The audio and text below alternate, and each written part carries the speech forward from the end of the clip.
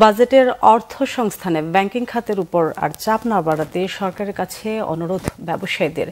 Budget ঘাটতি মেটাতে করের জাল বাড়াতে প্রয়োজনে দাতা সংস্থার দ্বারস্থ হবার কথা বলেছেন তারা।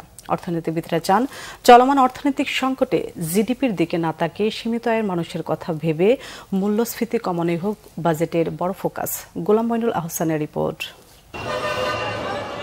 সরকারের নানা চেষ্টায়ও ধরে রাখা যাচ্ছে না রিজার্ভ। ডলার সংকটে ধুঁকছে অর্থনীতি, অন্যদিকে মূল্যস্ফীতির চাপে অসহায় সীমিত আয়ের মানুষ। এ পরিস্থিতিকে জটিল বলছেন অর্থনীতিবিদরা। সরকারের হিসেবে সবশেষ মে মাসে খাদ্য মূল্যস্ফীতি 2 অঙ্কের ঘরে। বাস্তবতা যাই হোক, আগামী অর্থ বছরে সেটি 6.5% মধ্যে রাখার পরিকল্পনা সরকারের।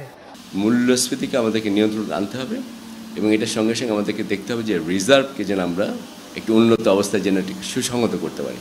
যতক্ষণ এটা করতে পারবো না ততক্ষণ পর্যন্ত কিন্তু আমাদের এই সমস্যা থাকবে। এই জন্য এই বছরের বাজেটটা হওয়া উচিত স্ট্যাবিলাইজ করার জন্য বাজেট, যে এরকম না যে আমরা বেশি প্রবৃদ্ধি অর্জন করতে চাই।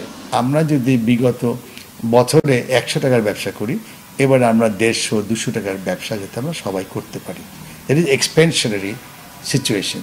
সেটা হলেই আমি মনে করি যে আগামী দিনগুলো এই যে একটা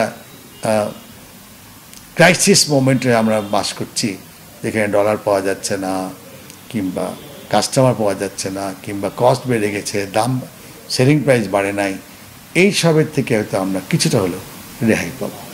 ব্যাংক ব্যবস্থা থেকে সরকার ঋণ নেওয়ার প্রবণতা থেকে বের হবার দাবি জানাচ্ছেন ব্যবসায়ীরা।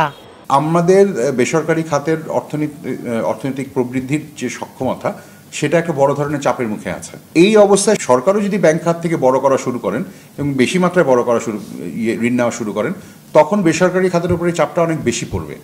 সেই জন্য আমরা রিকোয়েস্ট করব যে সরকারকে রিকোয়েস্ট করব যে ব্যাংকিং খাত থেকে বড়োইংটা কমিয়ে নেওয়ার জন্য।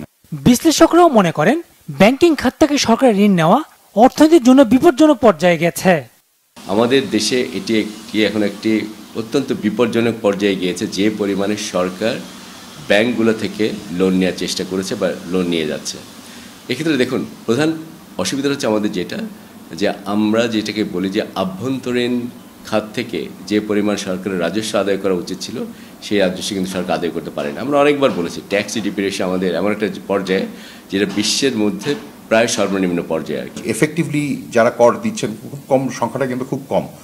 তাদের উপরে করের বোঝা যদি আরও বেড়ে যায়, তাহলে যেটা হবে তাদের আসলে অর্থনৈতিক সক্ষমতা কমতে থাকবে, কম্পিটিটিভনেস কমতে থাকবে কম্পেয়ার টু অন্য যে আমরা যাদের সাথে বিদেশি যাদের সাথে কম্পিট করি।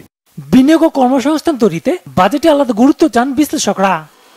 গোলাম মঈনুল আহসান, বাংলা ভিশন, ঢাকা।